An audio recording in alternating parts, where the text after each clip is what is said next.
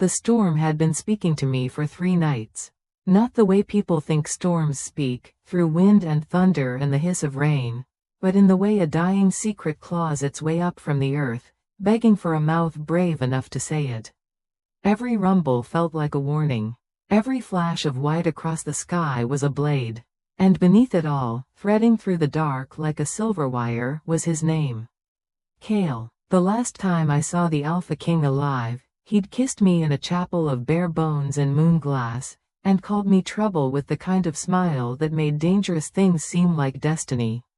The mark he left, a crescent of pale fire pressed over my collarbone, should have faded the way lies do.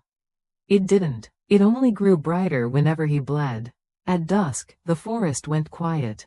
Wolves don't like quiet, neither do girls who've learned to listen. I packed what I could into my cloak, a vial of sun thistle to slow a failing heart, a ribbon of wolfsbane to ease an angry one, my mother's bronze needle for stitching and summoning, and ran. Trees bowed inward as if the woods themselves wished to hide me. The path to the battlefield wasn't a path at all, just a series of memories my feet kept choosing. The fallen elm that looked like a sleeping serpent. The hollow where fireflies loved to gather. The creek that carried moonlight like a secret letter folded into its current. If I looked up, I would lose my nerve. If I looked back, I would lose him. The scent of iron reached me first. Not the clean whisper of a surgeon's blade, but the heavy, metallic churn of slaughter, of steel turned blunt by too much work. Smoke followed, and the char of pine sap, and beneath it, God's help me, the sweetness that clings to magic when it's been used like a cudgel. Purple and spoiled, the scent of a curse. Bodies lay where the storm had tossed them. Wolves were frozen mid-shift, rib cages lifting and falling in stutters if they breathed at all. Warriors of the rival houses, Lyria's black crest and Draven's sunful, were interlaced like the teeth of 2 broken combs. Feathers from the high cleric's ravens glittered wet with rain. Someone's prayer book was open to a page about mercy, the letters blurring in the wet as if mercy were something that could be dissolved. I said his name again, a test and a prayer. Kale. The storm answered with lightning. He was lying in the open, as if the sky had chosen to bury him with light instead of dirt. Even dead, he was infuriatingly beautiful, silver hair matted in clotted spirals, jaw shadowed, cheekbones split in a clean diagonal like a notch carved into a cathedral step. The sigil over his heart, a brand only royal blood could wear, had nearly burned itself black. I could smell the arrow shaft before I saw it, the way ash sme. LLS like both ending and beginning. It had been snapped off, the rest was buried deep. I should have screamed. Instead I knelt. The mark at my collarbone sparked, a hot sting like the first sip of bad whiskey. I pressed my palm to his sternum. His skin was shock cold, the kind of cold that doesn't belong to weather. It belongs to doors, the kind that close. No, I said softly, and because no rarely works, I said it again like an incantation. No, Kale, not like this. If I had been a proper healer, I would have reached for instruments. Splints, compresses, tinctures we swear by when we want to pretend bodies are reasonable creatures. But I am my mother's daughter, and my mother always swore by bargains. So I unclasped my cloak and let the rain soak through to the bone. I cut a circle into the mud around us with the bronze needle, old witch habit, and pricked the pad of my forefinger until a bead of red welled up, dark as wine. Listen to me, I whispered, not to the storm, not to the dead, but to whatever hiding God had the gall to still be listening. I'll pay the price. Take my sleep, take my voice, take the years I don't deserve. But let him breathe. Lightning answered, closer. The air smelled abruptly of peaches and flint, like stone struck by heaven. The circle shivered. The sigil at Kale's chest shivered too, a faint flutter beneath the ruin. My heart leapt toward it like a moth. The prophecy my mother used to recite when she was half drunk on honeyed tea uncoiled in my mind. Greater than when the moon bleeds and bonds break, love will call death back to life, and life will learn to kneel. Maybe prophecies are just old warnings that get tired of being ignored. I wiped rain from his mouth with the back of my hand. You once told me, I said, that if the gods took you, I'd better learn to howl like one. I bent and kissed him. It wasn't a fairy tale kiss. It was clumsy and wet with rain and salt and the copper of endings. It was a key forced into a lock that didn't want to turn. It was a bridge thrown over a canyon of silence in a single reckless plank. Nothing. Then, something shifted. Not in him. In me. My mark flared so bright I could see bone shadow through my skin. Stinging heat shot up my throat and down my arm, as if the kiss had become a conduit and my body a poor wire being asked to carry lightning. Then his chest jerked, not a breath, exactly, more like a memory of breath, and the earth under my knees thrummed so hard I bit my tongue. Kale, I said again. Stay. A wind rose from nowhere, heavy with the smell of snow though it was autumn. The rain went sudden silent, each drop frozen in a moment that frightened me more than thunder ever had. The circle I'd cut around us filled with a dim silver. The bronze needle hummed between M.Y. fingers as if vibrating to a music only metal could hear. His eyes opened. Gold, not the warm kind you wear for weddings, but the molten, terrible kind kings die to keep. For an instant there was nothing in them. Not recognition, not pain, not even anger, just depth, like the eyes of an animal who has outlived the reason for his cage. Then they found me. I saw the question form. The question was my name. Alara, he tried, and even broken, his voice could bruise. I could have fallen into 1,000 griefs then, but falling had never brought anyone back. You're late, I said, ridiculous and shaking. I told you I'd wait until the third night. He blinked like a man stepping from a long dark hall into a brutal noon. His fingers, burning hot now, overcorrecting for the cold, closed clumsily around my wrist. He looked down at his chest. The arrowhead was still in him. The flesh around the wound had gone a sullen blue. Where? He coughed. The sound dragged something warm and wet up into his mouth. He swallowed it like a secret. Where is Lyria? The name slid over the ground like oil and caught fire. Lyria, priest queen, maker of curses, collector of kings. If Kale was a storm, she was the eye. Everything that looked still around her was just the pause before ruin. Her sigil, a black wing pierced by a needle, was painted on the fallen shields around us. Gone, I said, though I could feel her watching the way you can feel a hawk even before you see its shadow pass over your skin. But not far. He tried to rise. The movement was more instinct than sense. His wolf, the half that roared when the world stopped making it easy to be gentle, pushed up beneath his skin like the tide under shore ice. I pressed his shoulder. Don't, I said. Please. Can't lie here, he said. Even ragged, his voice carried command. If she bound the field, her hunters will come. They will, I agreed. I slid an arm under his back, felt the violent heat of him. So we moved before the bindings set. I didn't tell him what else I felt. The way the circle I'd carved was trying to decide whether to empty or fill. The way the mark at my throat was not only burning but listening. Our bond, whatever mad thread the moon or my foolish heart had spun between us, was awake, and it had opinions. We made it as far as the broken ridge where the battlefield fell away into a long scar of shale before the world tilted again. Not from pain, from sound. Wolves. Not ours, not his, not anyone's who had once learned restraint.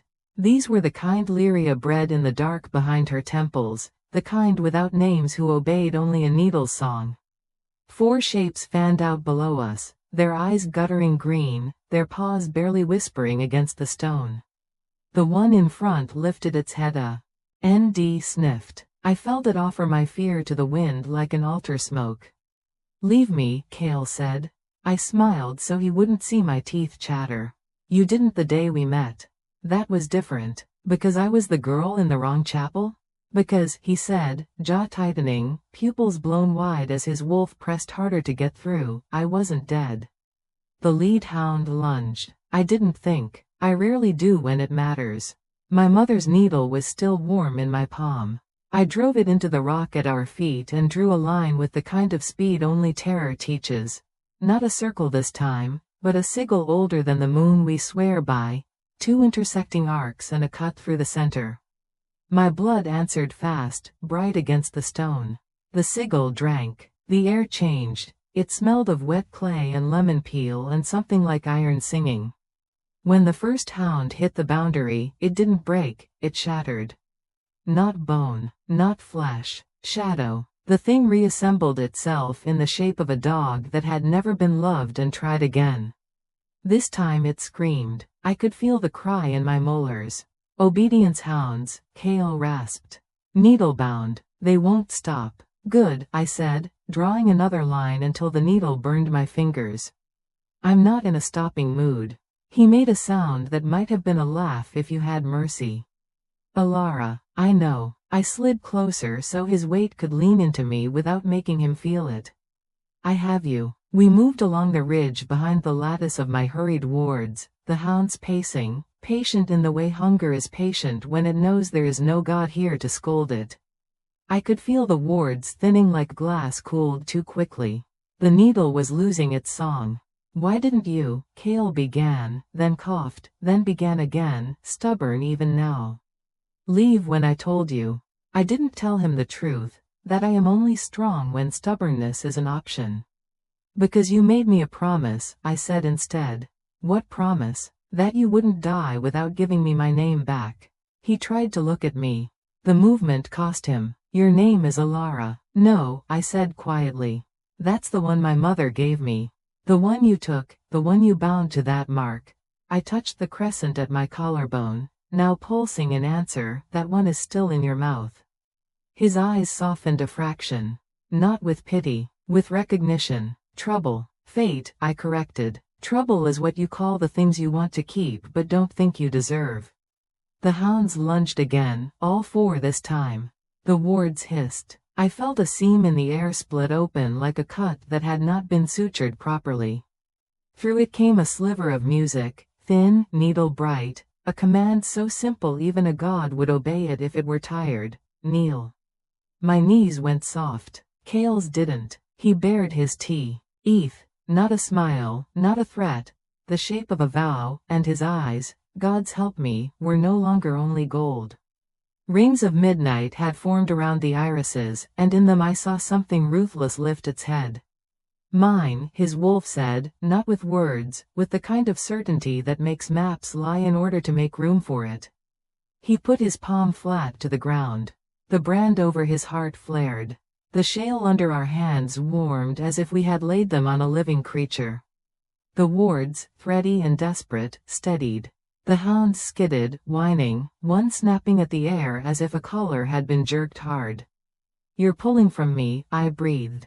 I'm borrowing, he said, breathless, and then, because he was Kale even in ruin, I'll return it with interest. I would have made a clever answer if the ridge hadn't decided to give us a choice between falling and being eaten. The shale shifted under my boot. My stomach dropped. The ward line tore. Shadow teeth snapped in triumph. Hold me, Kale said calmly. Was planning to anyway, I said, and he smiled in a way that nearly made me forget we were about to die. I wrapped an arm under his shoulders again and felt his spine notch against my ribs. He drew a breath so deep I felt the world notice, and when he exhaled, frost blossomed over the rock in a tracer of emerald lines. Marks I had never seen before, old as the first light old in moonlight. The hounds hit the frost and went suddenly still, like toys whose strings had been cut. Alpha's right, he whispered, eyes never leaving the enemy. Obedience wants a master. Let it think we are one. Across the ravine, a bell rang. Once, twice, 3 times. The sound turned the rain back on. She's calling them back, I said. For now. He let himself sag by 1/10 inch, and that inch felt like a cathedral collapsing inside me. Lyria never calls back without sending something worse. Then we go where even her worse can't follow. Where's that? The one place that spit both of you out, I said. The Moon Temple. He chuckled, and the laugh sounded like he'd swallowed glass. You always were ambitious. Ambitious is what people call girls who save kings, I said, though fear shivered up my spine like someone had run a cold finger down it. The Moon Temple had been empty since the war's first night, when the priests closed their books and forgot their gods, and the gods, bored with being worshipped poorly, forgot them back. But if the temple was a ruin, it was the kind of ruin built to hold miracles and other difficult things. Kale's gaze flicked to my throat. The crescent mark burned there like a promise made under duress. Alara, he said softly, what did you do? Bargained, I admitted. Only a little. How much is a little? Enough to keep you arg. Uing. He closed his eyes as if to preserve the lie. Opened them again because the truth is just as stubborn. You shouldn't have paid. I had change, I said. And a grudge. The rain softened, as if tired of its own drama. The wind turned, carrying with it the faintest scent of orange blossom and salt. The sea was miles away, the orange groves, dead 2 summers now. Still, the temple had always smelled like that in my memory. Can you walk? I asked. If I say no, then I'll drag you and you'll pretend I didn't. Another almost smile. Trouble. Fate, I said again, and the word fit better the second time. We started down the backside of the ridge, sliding more than walking, keeping to the shadows where the rock grew anemic and pale. The sky had begun to bruise toward morning, that hour when even cruel things grow briefly thoughtful. With each step, I felt the bond tighten and slacken like a tremor through a bridge. I was not used to sharing my pulse. I was not used to being alive twice. Kale moved like a man whose body had only recently remembered how to do it. Still, his presence made the space around us change, the way rooms behave differently around weather. I had loved him once for this and hated myself for loving him for it. Both feelings got along uncomfortably in my chest. By the time the temple's black spires speared up through the thinning trees, I could taste copper at the back of my throat. I thought it was blood. It wasn't. It was the taste of rules, the old ones that keep worlds arranged and kings in the right bodies and wolves in the right skins. We were in the business of breaking those. The steps to the Moon Temple had cracked but not surrendered. We climbed. The doors, 2 slabs of obsidian etched with a story of a goddess who had fallen in love with a hunter and learned that love is just another hunt, stood slightly ajar. Candle soot streaked the archway like tears. Inside, the air was cooler, not with the courtesy of shade but with the impersonal attention of something that had forgotten warmth a long time ago. Sit, I told him. He sat, not because I told him but because there are moments when even kings obey common sense. I knelt again. It was becoming a habit. I cut my palm with the needle, not a prick this time but a clean deliberate slice. Blood came quick, then slower, then slowest, and beneath it there was a heat that made my bones feel like they had been knitted not with marrow but with silver thread. I don't like that, Kale said quietly. I know. You don't know what it calls. I have a guess, I said, and smoothed my bleeding hand over the floor's central sigil, a moon bitten cleanly out of a circle. The stone drank like a long thirsty thing. The mark on my throat beat in time, almost joyful. I am hoping it calls a better version this time. You're not afraid? Terrified, I said, but I've made peace with being brave while terrified. He tilted his head, studying me with that ringing attention he used to give only to enemies and storms. When I died, he said, and the words landed heavy, what did you think? That you lied, I said, surprised at the speed of the answer. You said I would have time. You said, he reached for my wrist again, and this time the grip was sure. I said a lot of things to a girl I thought would run. And you underestimated my poor sense of direction. The temple shifted around us like a giant had rolled in sleep. The sigil under my hand pulsed once, twice, and then held a steady glow that reminded me of winter mornings when the sky is gray enough to be honest. Somewhere in the dark above us, rope creaked. I smelled beeswax and old paper, and then another scent braided itself through those. The same lemon clay I'd called on the ridge, but cleaner now, repaired. Do you hear that? I asked. Kale's head cocked. His wolf listened through him. Footsteps. Human? For the moment. The first acolyte stepped into the light, and my mouth found the shape of her name before I could help it. Sarah. She had been a girl at the edge of the sermons back when the sermons were less about fear and more about recipes for moon bread. She looked older now in the way grief makes numbers irrelevant. Her hair had gone white at the temple. Her hands were stained with the stubborn yellow of candle dye. She carried no blade, only a ledger and a key. You always did make a mess when you prayed, Sarah said, eyes taking in the blood, the ruined king, the stubborn girl who had thought bargaining was a kind of bravery. Get him to the altar. Cale made a sound of protest. Sarah ignored it the way women ignore noises made by dying storms. Together we hauled him up, and for a moment I forgot he was hurt. He moved with such coiled power that if he had decided to carry us both instead, I would have believed him. The altar was cracked. Sarah slid the ledger under one leg to steady it. Rituals do not require perfection. They require commitment. You understand the price, Sarah said, lighting 3 candles with a twist of her wrist that told me she had learned to coax flame without flint. It's not one you can pay twice. I understand, I said, and meant it in several directions. Good. She looked at Cale. And you understand the punishment if you waste what's being returned. Cale's mouth quirked. I am a creature of many sins. Waste is not among them. Men always say that right before they do something stupid with a second chance.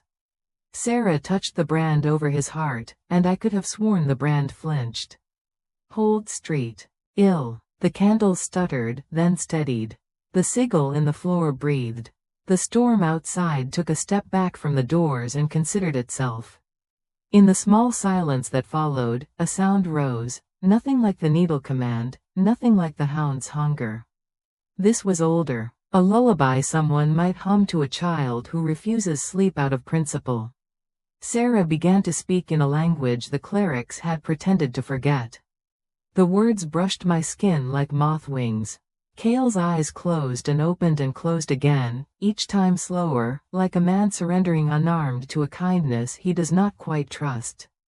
My own blood sang in time with Sarah's words until I could not tell which of us was telling the truth and which of us was merely doing it loudly. When the last word fell, the candles went out. In the dark, I felt it, a small, stubborn rhythm. A heart remembering. I didn't realize I'd been holding my breath until mine slammed back into me and I coughed on air like a novice. Sarah sighed the way midwives do when a first cry finally comes. She relit the candles with a tap of her finger to each wick. Cale lay still, but the stillness had changed.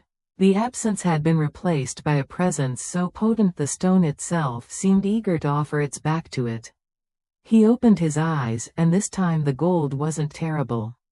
It was human, and wolf, and something else the temple recognized because the stone under him warmed another degree. Alara, he said, and my name in his mouth sounded like it was being returned, carefully, wrapped in clean linen. I'm here, I said, because it is always worth saying. Sarah closed her ledger. You bought him time, she said. Not safety. Lyria will come here herself if you let Dawn walk in without a plan. I looked at the doors. The storm was thinning to a mist. The first real light of morning made a wet shine of the steps outside. There's a kind of courage that belongs to midnight, and another kind that belongs to morning. I have never liked the second kind. It requires answers. What does she want? I asked quietly. What she always wants, Sarah said. Completion. She bound him once and the binding broke. She intends to finish the stitch. Cale's jaw worked. Over my dead body, Sarah finished dryly. Yes, we tried that. I reached for his hand. He didn't pull away. His palm was warmer than mine now.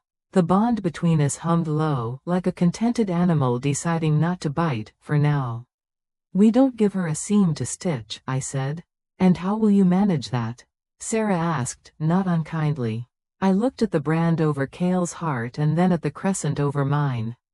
By making something seamless. Sarah's gaze sharpened. A vow? Cale's did too. A binding, not a chain, I said. A bridge. He looked at me then as if He were looking at a battle map and a sunrise at the same time. It will call her faster. It will call everything faster, I said. Including what we need. Sarah drew a slow breath, then let it out. Then you'd better do it before I change my mind and lock you both in the reliquary to think about etiquette. She set the key on the altar between us. You know the words? I know enough to be dangerous, I said.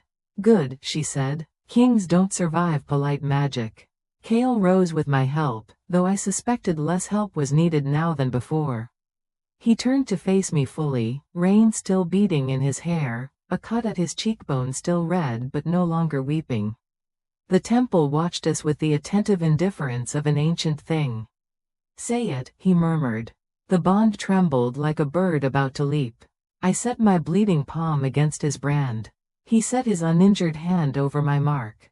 For an instant, everything felt the way it had in the field, wrong and right and ruinous. My life to your breath, I said softly. My strength to your wound. My name to your keeping, until you give it back freely. Mine to yours, he answered, voice gone low, wolf and man and king speaking in consonance. My sun to your night. My winter to your fire. My crown to your defiance. The key on the altar rattled. The temple doors boomed once as if struck. The bond sealed. No visible light, no thunder, just a certainty so clean the world around it felt briefly smudged. Outside, the bell rang again, but this time it wasn't Lyria's. This time it came from the lower town, thin and desperate and human. A call to gather, a call to run, a call to witness. They know, Sarah said. Word runs faster than blood. Kale's mouth hardened. Then we meet them before she does. And if she comes first? I asked. He looked down at my hand over his heart, then up, and something like joy broke through the war on his face. Then she will learn what death learned. What's that? That I don't stay. Morning didn't come gently. It tore through the cracks in the temple ceiling like a blade made of light. The storm was gone, but it had left ghosts behind, echoes in the air, whispers in the stone. I felt them before I saw them, shimmers at the edge of sight, like the souls of fallen wolves still circling their king. Kale was awake before I was. He stood near the shattered altar, shirt half torn, sunlight washing over the fresh mark on his chest, the bond seal. He looked alive, too alive, the kind of alive that forgets it ever died. He was staring at the candles that Sarah had left burning. They didn't flicker around him. They bent. Kale? His head turned slowly, the sound of my name caught somewhere between a growl and a breath. His eyes, gods, those eyes, weren't just gold, no. They were layered, glowing faintly like twin eclipses. Alara. My name came out wrong. Deep, strained, like he was tasting it for the first time, unsure if it was friend or threat. I stepped closer, careful. The floor tiles were warm beneath my feet, too warm. His energy was leaking, pulsing through the stone like a heartbeat too big for one body. You shouldn't be standing, I whispered. He tilted his head, a movement that wasn't entirely human. I heal. I can see that, I murmured. But, something's different. He smiled faintly. It wasn't the smile of a king. It was a predator learning manners. The wolves in the air shifted again, faint, ghostly shapes circling higher above the dome. They weren't attacking. They were waiting. Kale followed my gaze. They're mine, he said quietly. They followed me back. The words made my stomach tighten. Followed him back. That meant whatever realm had held him wasn't done. Sarah's voice broke the silence behind me. Then make sure they stay leashed. The dead shouldn't be allowed to walk this far from their graves. She entered with the confidence of someone who'd stopped fearing gods a long time ago. Her ledger was gone, replaced with a blade that looked ceremonial, and very, very sharp. Kale's eyes darkened. You think I brought them willingly? I think you've never done anything unwillingly in your life, Sarah replied. I stepped between them. Enough. Both of you. He's still. I'm fine, Kale interrupted. You're not fine, I snapped. You were dead, Kale. Whatever came back with you isn't done taking. His jaw tightened. For a heartbeat, the golden light in his eyes dimmed. revealing the man beneath the alpha, the one who used to watch the sunrise in silence just to make sure the world still worked. Then it passed. He walked to the center of the temple, where the moonlight from the dome painted a circle across the cracked floor. "She'll come," he said. "Lyria, she'll want what I stole." Sarah crossed her arms. "You mean what she stole and you stole back." Cale didn't argue. He raised his palm, showing the faint glow still pulsing under the skin. "Her curse was never meant to die with me. It's alive inside this bond." He turned to me. "Inside you." The air thickened. My mark burned, a pulse answering his. "That's not possible." "It is," he said quietly. "I feel it. When I breathe, you tremble. When you move, I burn." I didn't know if it was accusation or confession. Maybe both. The temple doors groaned suddenly, a low, echoing sound that rolled like thunder through the empty hall. Sarah turned, blade raised. "They've found us. Not wolves, not soldiers. Something else." I felt it before I saw it, a ripple of energy crawling under my skin. Cold. Familiar. The same chill I'd felt on the battlefield before Cale's heart stopped. Lyria's magic. The candles died one by one. The air turned metallic, sharp. Then a voice slid through the cracks of the stone. "You broke my toy, Alara." Her tone was soft, lilting, like honey hiding a knife. The shadows along the walls began to twist. Cale moved before I could. His body tensed, his claws half-shifted, fangs glinting faintly. The ghost wolves howled from above, invisible but loud enough to shake dust from the beams. "Stay behind me," he said. "No," I whispered. "You already died once. I won't watch it again." He looked back at me then, just for a second, and in that glance was the man I had fallen for, the one who believed love was a weapon sharper than any sword. Then the light shattered. Transition. Battle within shadows. The shadows didn't attack like soldiers. They seeped like poison, coiling along the floor, whispering in tongues older than time. I drew the bronze needle from my cloak and sliced my palm again. The blood was my offering, the bond my key. The mark on my collarbone flared, glowing white-hot.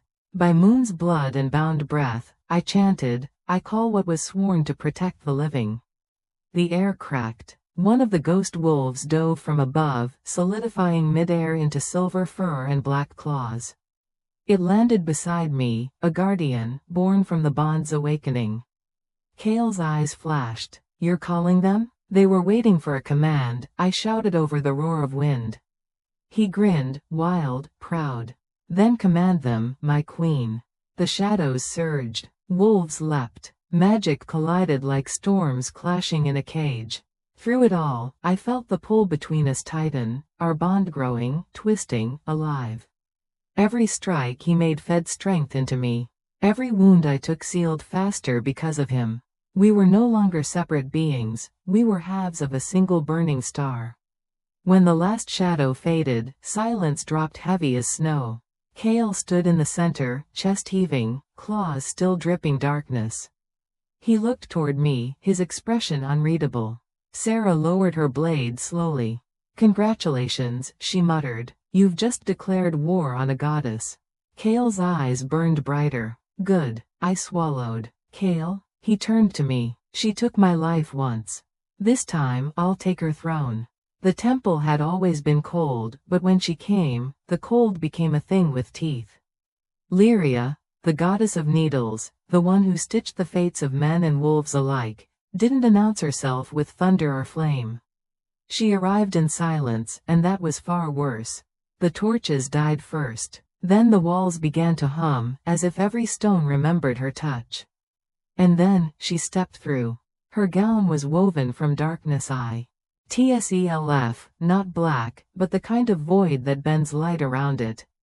Her hair fell like a storm, and in her hand, a needle the length of a dagger shimmered with threads of molten silver. Each thread hummed softly, alive, whispering names of the dead she had sewn into eternity. She looked at me first. Not at Cale. Me. "You called him back," she said softly. "You tore the veil between life and death for a heartbeat that wasn't yours to claim." Her voice wasn't loud. It didn't need to be. It slid through me like silk dipped in venom. Kale moved before I could.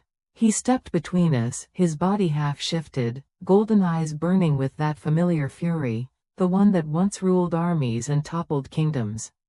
"You don't get to speak her name," he growled. Lyria smiled. "And yet I spoke yours for centuries, Kale Draven. Even when the gods forgot you, I remembered every syllable." Her gaze softened, but it wasn't mercy. It was ownership. "You were mine before you were king. Before the moon gave you her blessing. Before this little healer," her eyes flicked toward me, cold and cruel, "taught you to disobey." I felt the mark on my collarbone flare, as if it wanted to scream. The bond between us trembled, torn between two forces, his past and my defiance. "Stay behind me," Kale said again, voice lower this time, rougher. I didn't. "She's not here for a fight.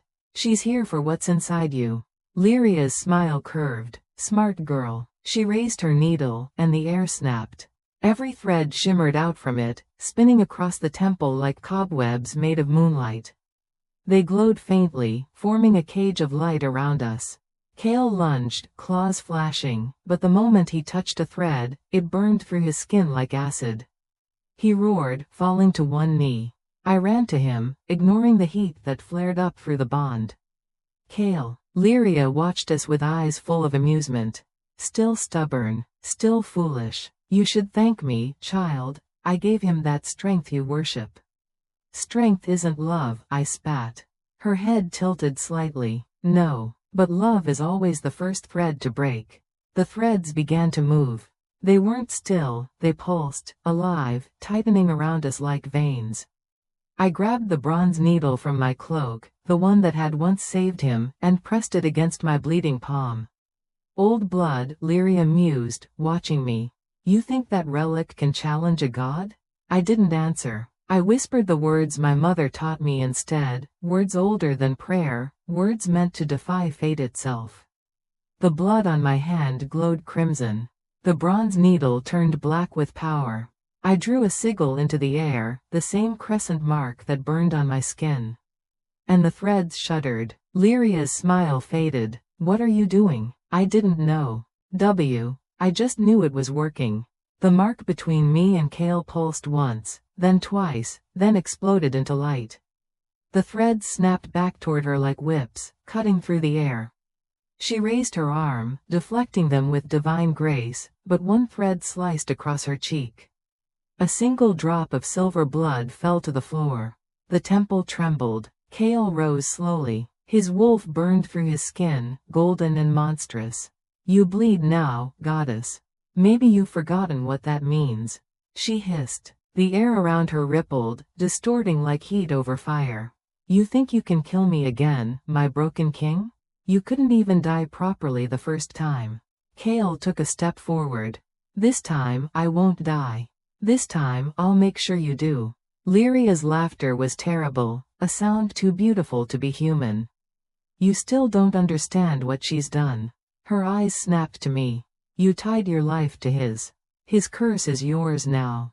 Every drop of his rage, every piece of his darkness, every sin the moon cast out, you carry it. You brought back not a man, but a storm that will drown you both." The bond between us pulsed violently, as if to confirm her words. My breath caught. For a heartbeat, I saw it, a glimpse inside the link. Flames, wolves, shadows, 1,000 howls echoing inside my mind. Kale reached for me, but I staggered back. "Kale," he caught me before I could fall. "Breathe, stay with me." But his voice was distant now. I could feel his heartbeat in mine, faster, wilder, too strong. The bond was shifting, merging deeper than before. I wasn't just feeling his strength. I was becoming part of it. Lyria raised her hand again.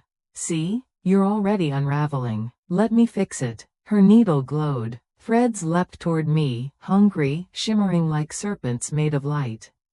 Kale roared, stepping in front of me, his body shielding mine. The threads struck him, and burst into flames the moment they touched his skin. His power surged outward, tearing through the temple like a heartbeat made of fire. Lyria screamed, not in pain, but in fury. You'll destroy her. Kale's voice shook the walls. Then let the gods learn what love truly costs. The last of the threads burned away. Lyria staggered back, the temple's light dimming around her.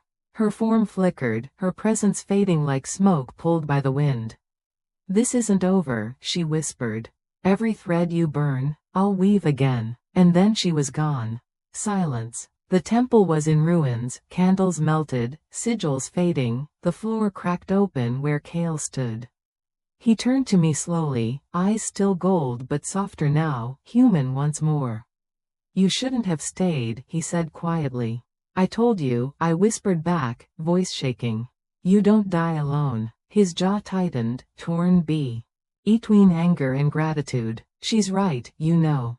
I brought something back with me. Something wild. If it ever takes me again, I'll bring you back again. Alara, no. I stepped closer, pressing my hand against his chest, feeling the steady thrum of his heartbeat.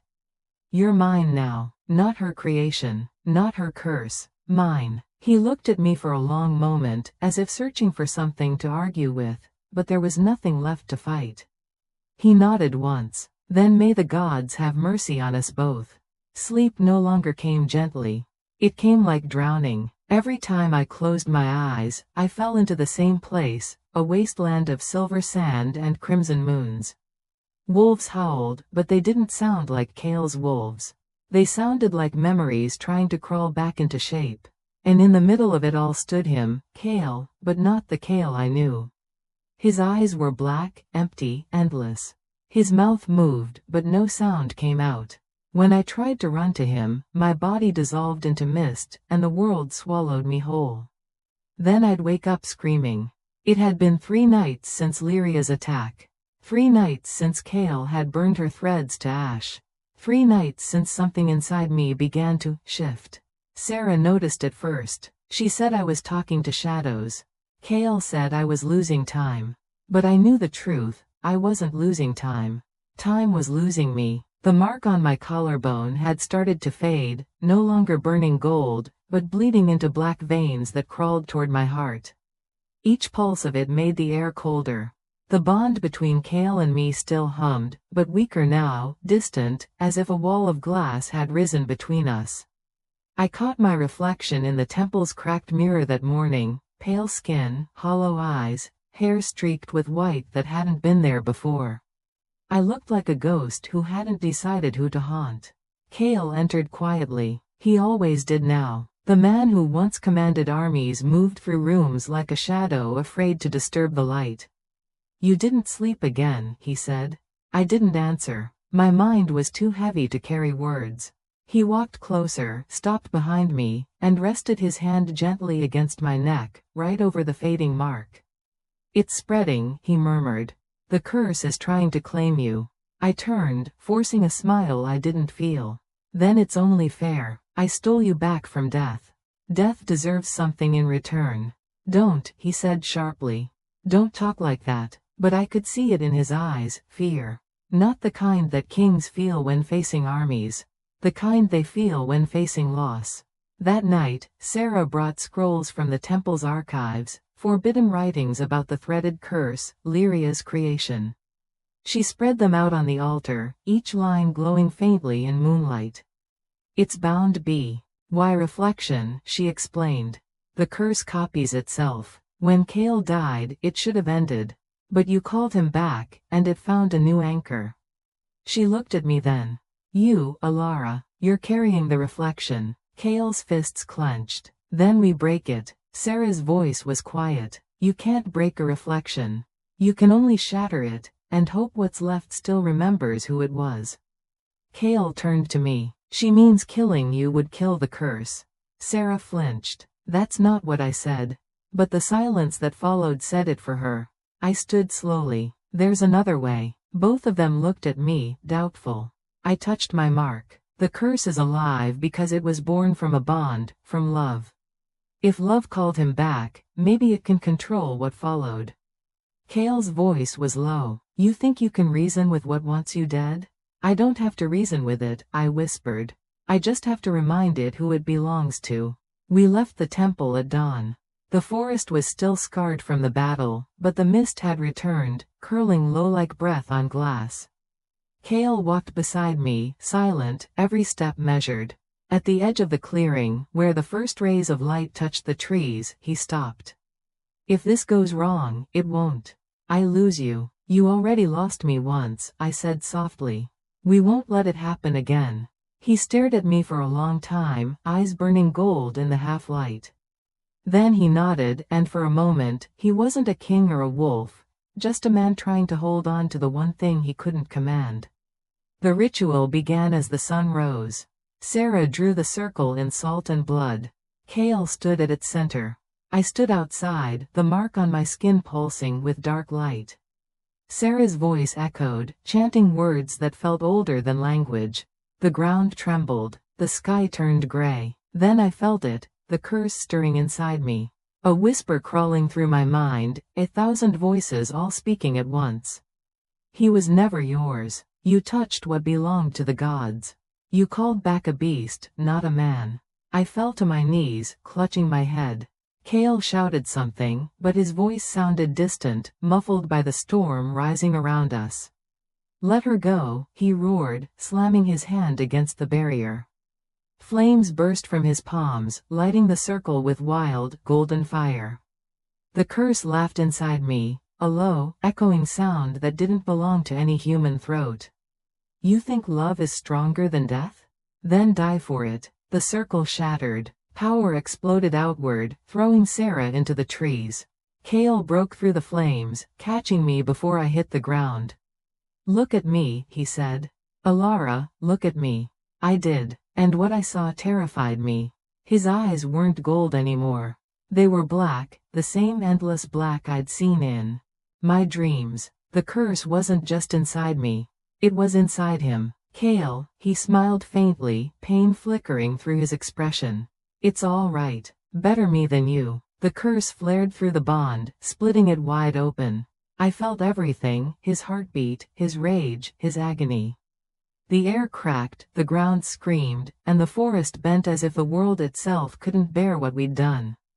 Then, silence. I woke to ashes. Kale was gone. Only his cloak remained, burned, blackened, still warm. When the wind changed, the wolves began to howl again. Not for joy, not for mourning, for fear. I was still in the forest where Kale vanished. The soil burned black, the trees bowed low, the air heavy with something too alive to be wind. The ashes where he'd stood still pulsed faintly, glowing gold, then darkening to gray. It was as if the earth couldn't decide whether to bury him or remember him. Sarah found me at dawn. Her robes were torn, her eyes hollow. She looked at the scorch marks around the circle, at the blood staining my hands. She didn't ask what happened.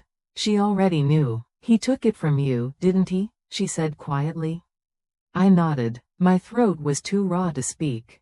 "The curse." I nodded again. Sarah closed her eyes and whispered, "Then pray he dies quickly."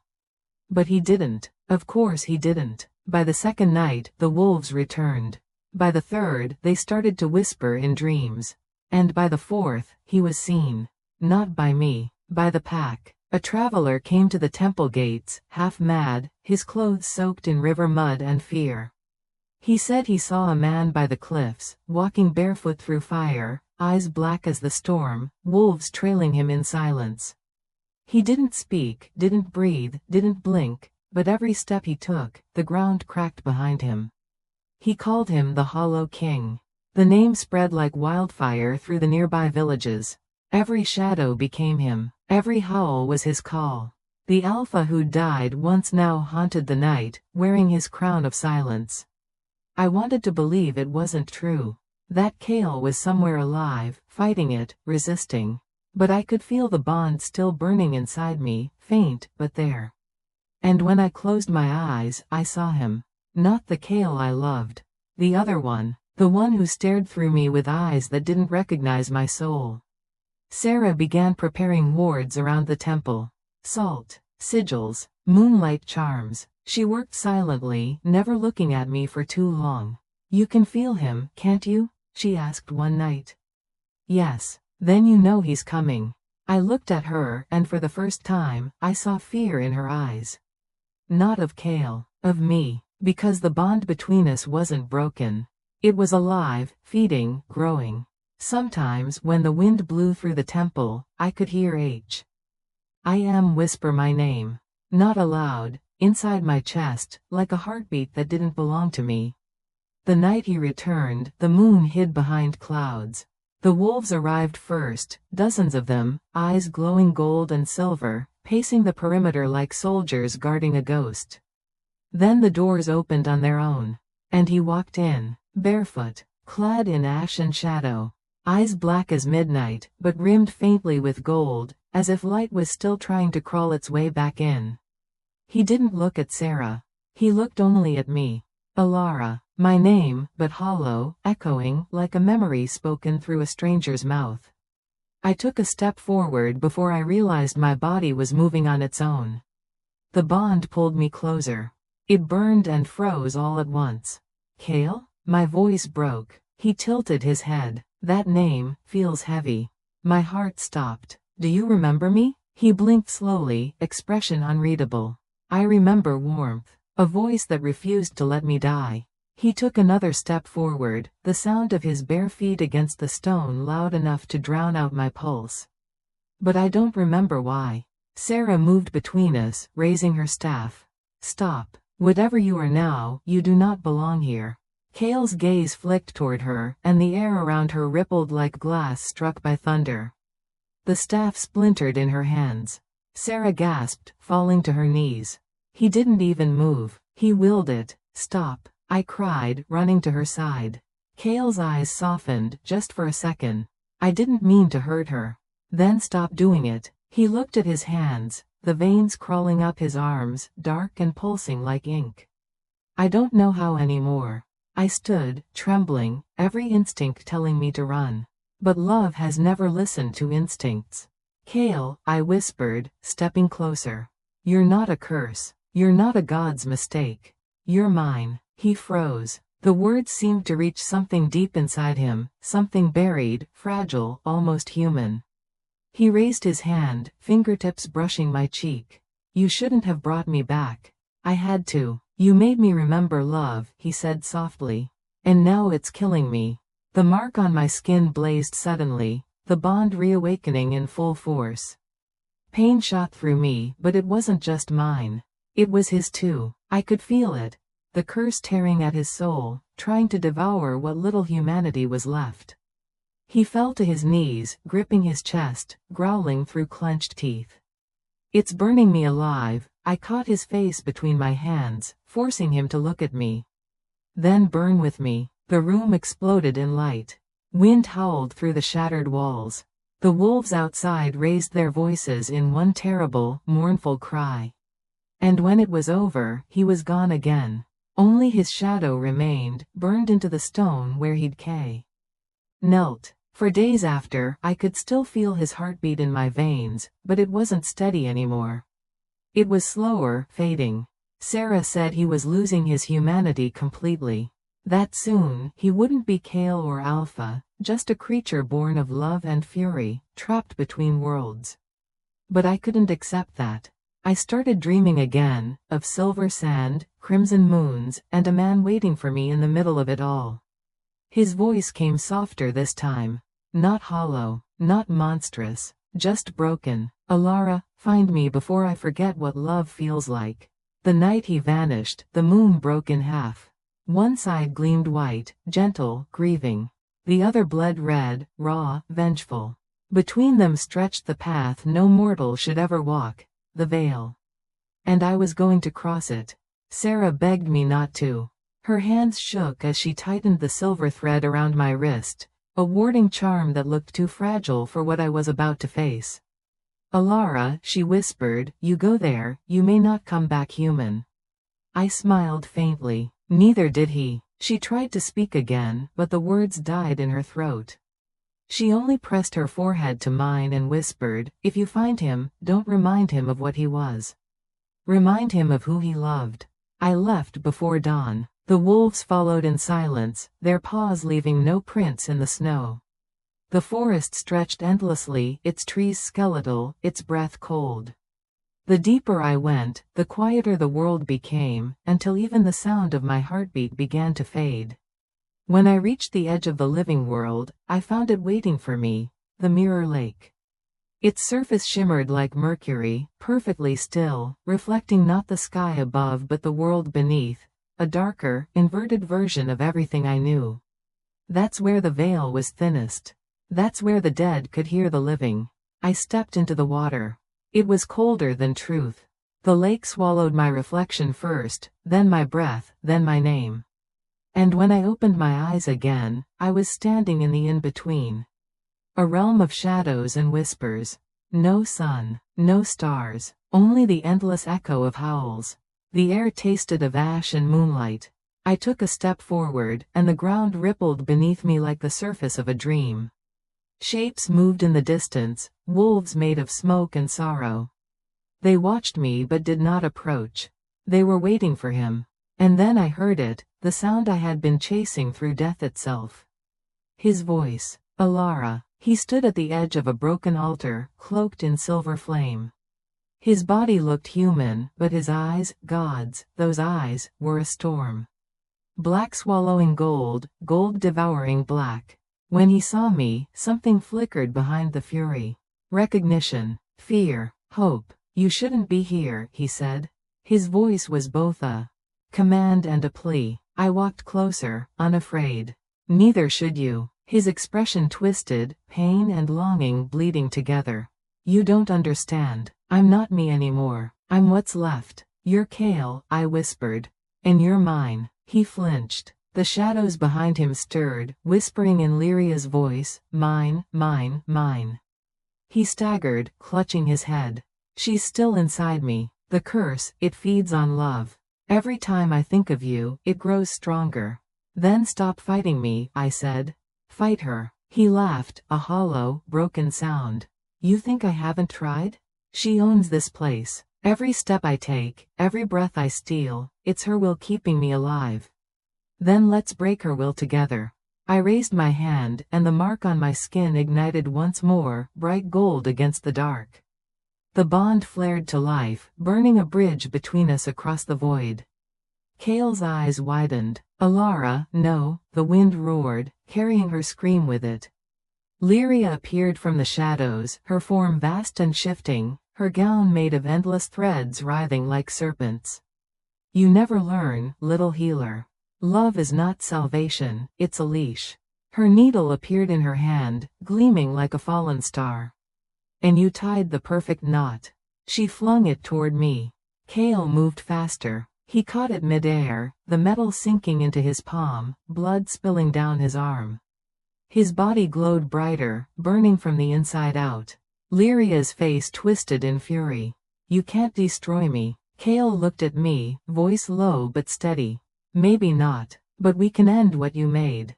He grabbed my hand. The bond between us pulsed, alive, fierce, unbreakable. Light surge. Gold and black, fire and moonlight, love and death, all colliding in one impossible heartbeat.